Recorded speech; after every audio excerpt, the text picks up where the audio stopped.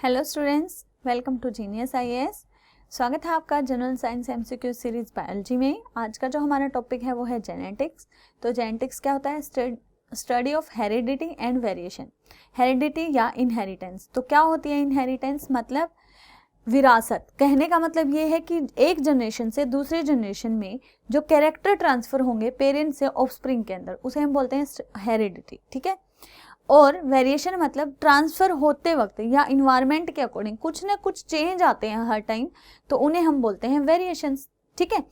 तो इन्हीं पे based exam point of view से जो भी क्वेश्चन है हम उन्हें डिस्कस करेंगे। तो चलिए बढ़ते हैं अपने टॉपिक की तरफ। फर्स्ट क्वेश्चन क्या कहता है? Mendel's principle of inheritance is based on.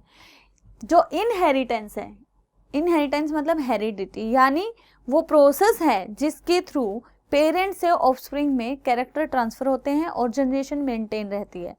तो वो क्या हुआ? इनहेरिटेंस। उसके जो फादर हैं वो कौन है? फादर ऑफ जेनेटिक्स भी कह सकते हो, फादर ऑफ इनहेरिटेंस भी कह सकते हो, वो है ग्रेगर जॉन मेंडल। कौन है? Gregor John Mendel. ठीक है, या जे मेंडल, या फिर कुछ लोग जॉन मेंडल के नाम से भी याद कर लेते हैं। ठीक है, तो जैसे आपको याद रहे कर सकते हो। उसका प्रिंसिपल क्या था? मतलब उसने सेक्सुअल कैरेक्टर लिए थे। किसके लिए? रिप्रोडक्शन के लिए।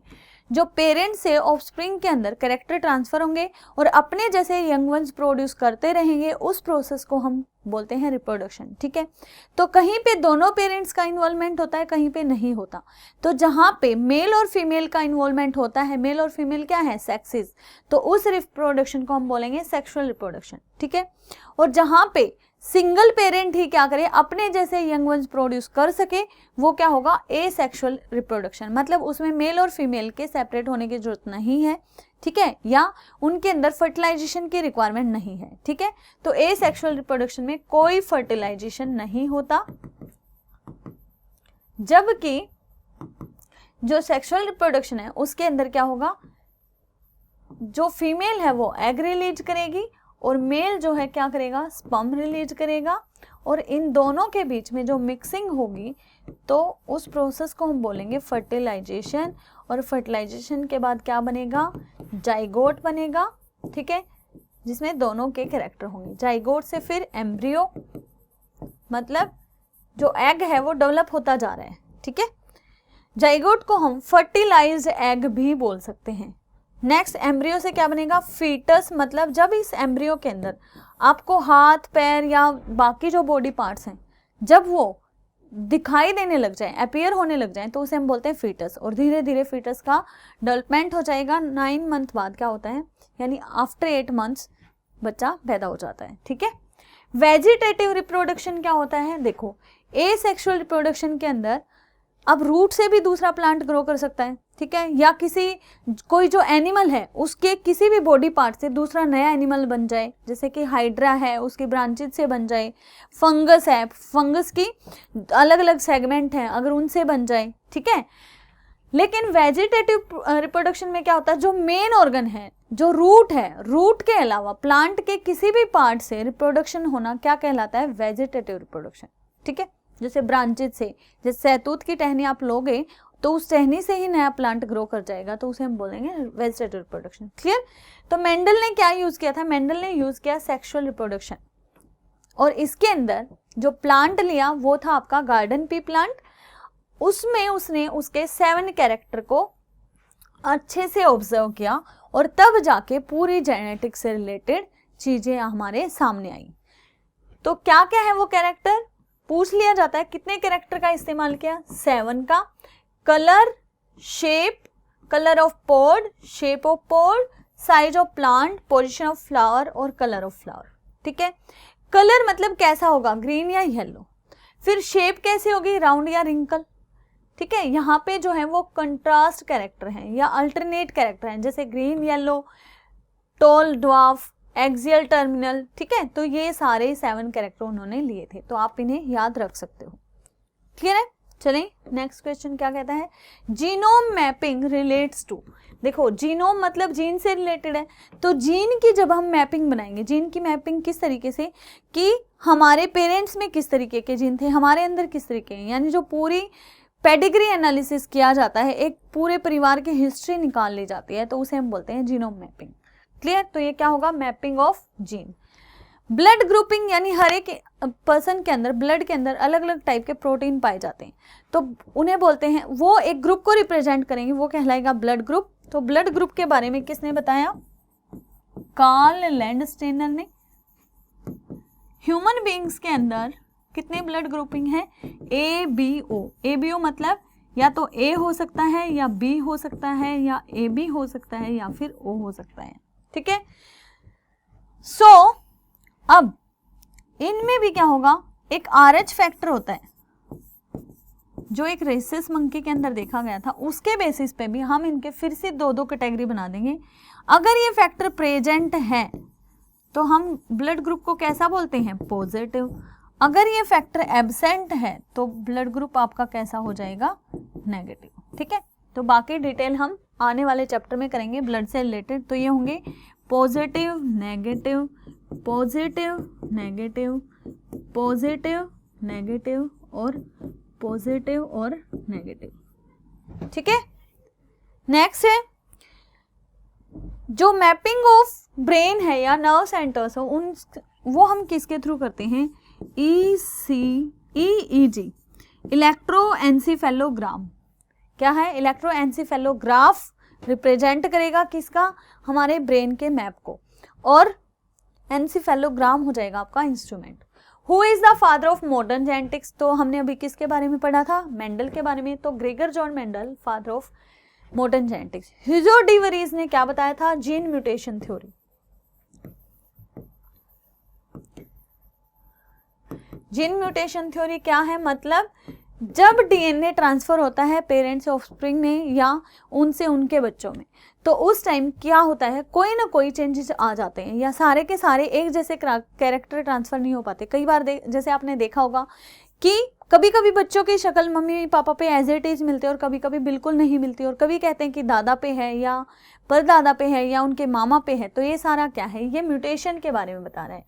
मतलब या तो कोई जीन ऐड हो जाए या डिलीट हो जाए, ठीक है, या किसी के अंदर वो क्या रह जाए? एक्सप्रेस हो जाए, फिर आगे आने वाली जनरेशन में फिर से वो अपीयर हो जाए। तो ये होगा आपका जीन म्यूटेशन थ्योरी के अंदर। चार्ल्स डार्विन ने क्या दी थी?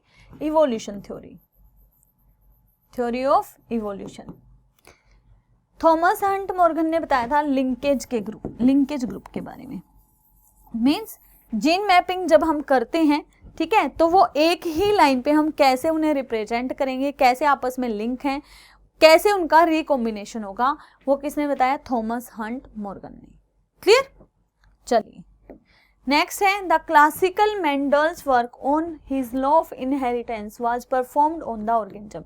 यानी मेंडल ने अपना जो भी काम किया था वो किस पे किया? कौन से ऑर्गेनिज्म पे? तो वो उन्होंने किया था गार्डन पी पे, और गार्डन पी का जो बायोलॉजिकल नेम है वो है पिसम स्टाइवम। ठीक है? कई बार ये नाम पूछ लेते हैं।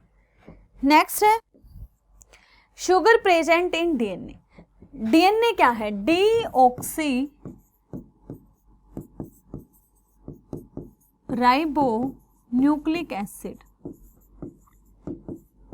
ठीक है? यानी न्यूक्लियस के अंदर कुछ एसिड्स पाए जाते हैं, डीएनए और आरएनए। तो डीएनए के अंदर क्या होती है? Deoxy ribose sugar. तो आंसर क्या होगा? Deoxy ribose sugar. Ribose sugar होती है आरएनए में, फ्रुक्टोज होती है आपकी फ्रूट शुगर, या हम कह सकते हैं कि हनी के अंदर कौन सी शुगर पाई जाती है? फ्रुक्टोज। ग्लूकोज आपको पता ही है, जो फोटोसिंथेसिस के दौरान मेन प्रोडक्ट है वो क्या बनता है? ग्लूकोज। ठीक है? और इंस्टेंट एनर्जी देने वाला कार्बोहाइड्रेट भी क्या है? ग्लूकोज।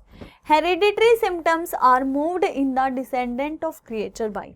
जो हेरिडिटरी सिम्टम्स है, मतलब पेरेंट से ऑफस्प्रिंग में, यानी जनरेशन से दूसरी जनरेशन में जो सिम्टम्स जा रहे हैं, ट्रेट जा रहे हैं, वो किस पे बेस्ड हैं? यानी वो कैसे जाएंगे? वो जाएंगे क्रोमोसोम के थ्रू।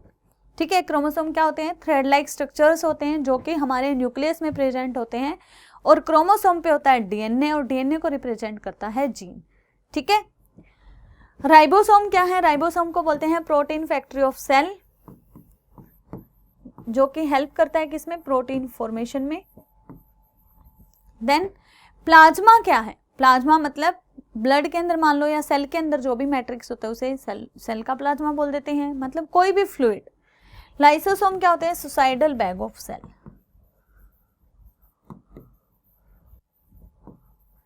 क्यों, क्योंकि इसके अंदर कुछ हाइड्रोलाइटिक एंजाइम्स होते हैं जो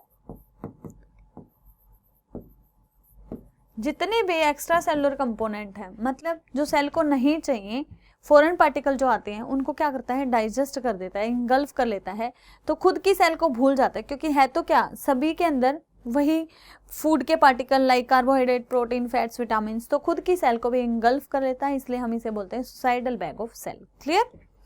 नेक्स्ट है, which of the following is responsible for controlling heredity character of living cell.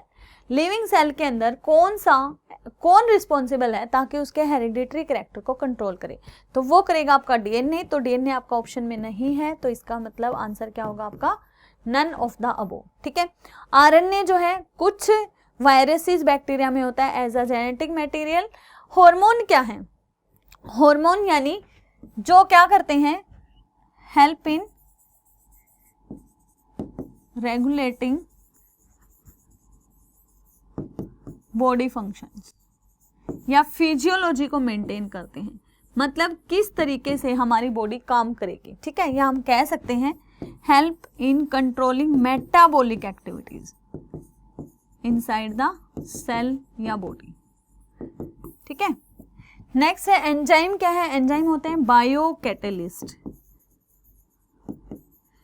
जो सिर्फ क्या है, मतलब कैटेलिस्ट होते हैं उत्प्रेरक, यानी जो क्या करेंगे, सिर्फ स्पीड अप करेंगे बॉडी के अंदर जो भी रिएक्शंस हो रही हैं, तो वो क्या है, बायोकैटलिस्ट। एंजाइम बने होते हैं प्रोटीन के, एक टाइप का प्रोटीन ही है। Unit of heredity in our body is called gene, अभी क्या था हमने। ठीक है, देखो अब न्यूक्लियस होता है सेल के अंदर, न्यूक्लियस के अंदर होता है क्रोमोसोम। न्यूक्लियस कहाँ पे है, इनसाइड सेल। बना लेते हैं, देखो ये रही सेल, सेल के अंदर न्यूक्लियस, न्यूक्लियस के अंदर इस तरीके से ये क्रोमोसोम है। ठीक है, क्रोमोसोम, क्रोमोसोम पे होता है आपका डीएनए, कैसे भी रिप्रेजेंट कर दो,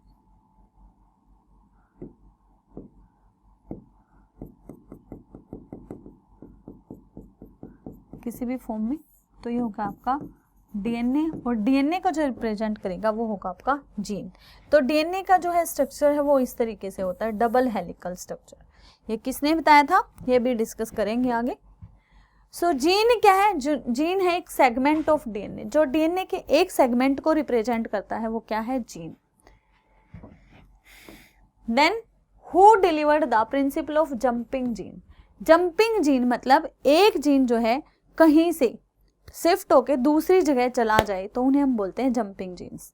ठीक है, तो ग्रीगर जॉन मेंडल क्या है, फादर ऑफ जेनेटिक्स। मॉर्गन क्या है, लिंकेज। वाटसन एंड क्रिक ने क्या दिया, double helical structure of DNA.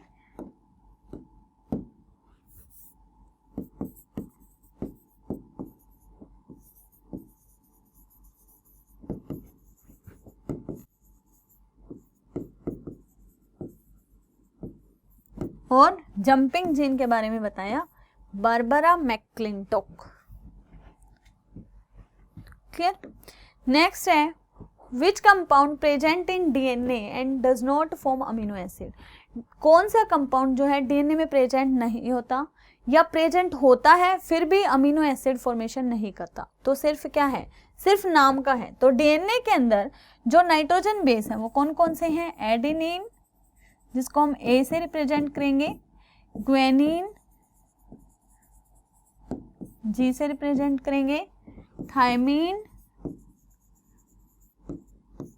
T से रिप्रेजेंट करेंगे और साइटोसिन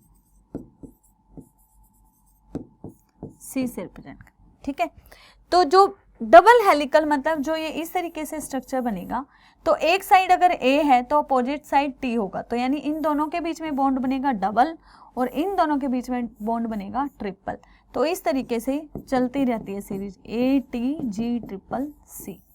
ठीक है, तो यानी यहाँ पे थायमीन है, टायरोसिन नहीं है। टायरोसिन किस में हेल्प करता है? थायरोक्सिन फॉर्मेशन में। और थायरोक्सिन कहाँ बनता है? हमारी थायराइड ग्लैंड में। किसकी हेल्प से? टायरोसिन के साथ जब आयोडीन मिल जाता है तो क्या बनाता है? थायरोक्सिन, जो कि हमारी ग्रोथ को कंट्रोल करता है। तो थायरोक्सिन एक ग्रोथ हार्मोन, ठीक है। Which of the following professionals are more likely to run the risk of permanent change in their cell DNA? किसके अंदर डीएनए में सबसे ज्यादा परमानेंट चेंजेस होने के चांसेस हैं, रिस्क हैं? रिसर्चर्स यूजिंग कार्बन 14 आइसोटोप, ऐसा कुछ भी नहीं है। एक्सरे टेक्नीशियन, बिल्कुल, क्योंकि रेज हैं और इनकी फ्रीक्वेंसी ज़्यादा है। कोल माइनर्स के अंदर लंग, जब हम सांस लेते हैं तो ये रेस्पिरेशन को अफेक्ट करेगा, डीएनए को अफेक्ट नहीं करेगा। डायर्स और पेंटर्स में भी सेम केस है। तो आपका आंसर होगा ओनली 2, ठीक है। तो ये थे हेरिडिटी से या जेनेटिक से रिलेटेड कुछ क्वेश्चन। ऐसे ही हमें किसी न किसी नए टॉपिक के साथ बने रहेंगे आपके साथ। तो अभी के लिए thank you, have a nice day, good luck for your exam.